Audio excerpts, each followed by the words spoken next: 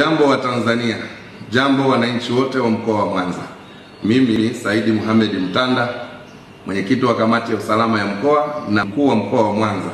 Napenda kutumia fursa hii kwanza kuwatakia heri ya uhuru wa Tanganyika wananchi wote wa mkoa wa Mwanza. Aidha, nitumie fursa hii kuwashukuru sana wananchi wote wa mkoa wa Mwanza kwa kuendelea kuitikia wito wa serikali wa kuwataka kufanya kazi zao kwa amani na utulivu katika siku hii ya 9 Disemba, na wale ambao hawana majukumu mengi ambao hawana dharura kuendelea kusalia nyumbani na kuendelea kufuatilia shughuli mbalimbali kupitia televisheni na njia nyingine. Aidha, muda mfupi uliopita nimeona clip ikiwa inazunguka katika mitandao ya kijamii inayoonyesha kikundi cha wanajeshi wakiwasikiliza wananchi ambao wanatoa hoja mbalimbali.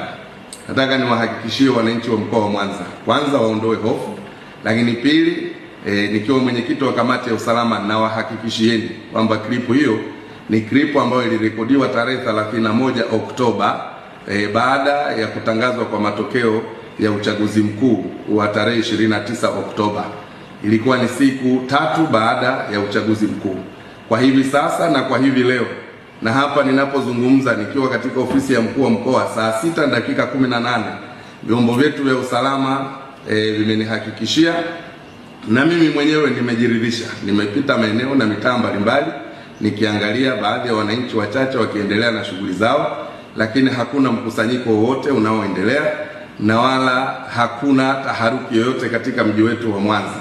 Nimekuwa nikipata simu nyingi, siwezi kujibu simu moja moja. Kwa ujumla, nataka niwahakikishie Watanzania na wananchi wa mkoa wa Mwanza wawe na amani. Hali ya utulivu ni kubwa sana, tunawashukuru sana, na endeleeni kushirikiana na serikali. Klipu hiyo ipuuzwe, ni klipu ambayo ilipitwa na wakati. Nafikiri inatumika tu kama propaganda katika kipindi hiki ili kuleta taharuki kwa watu.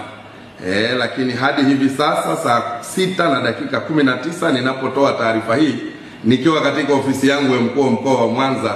Kwa hiyo Watanzania na wana Mwanza, kuweni na amani, endeleeni.